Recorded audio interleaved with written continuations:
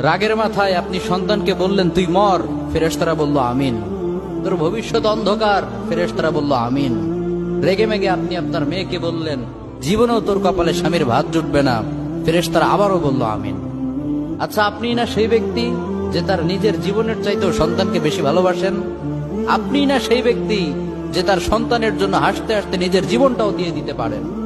আপনি না সেই ব্যক্তি যে আল্লাহর কাছে নিজের চাইতেও সন্তানের জন্য বেশি দোয়া করে? তাহলে কি করে নিজের হাতে নিজের সন্তানের এত বড় ক্ষতি করতে পারলেন? Doesn't make any sense. Common sense বলতে কিচ্ছু নাই আপনাদের? আপনারা কি জানেন না আপনাদের রাগের মাথায় বদদোয়া করাগুলো ফেরেশতারা আমিন বলে? দাওয়াতুল ওয়ালিদ আলা ওয়ালাদি, বাবা মা তার সন্তানের জন্য যেই দোয়া করে সেটা ভালো হোক কিংবা বদদোয়া হোক, আল্লাহ সেটাই কবুল করে নেয়।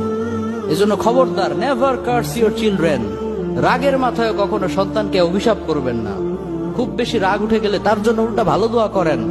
কাবা শরীফের একজন ইমাম আছে, ইমাম আল কালবানি। তার মায়ের যখন প্রচন্ড পরিমাণে রাগ উঠে যেত, সে তার ছোট্ট সন্তানের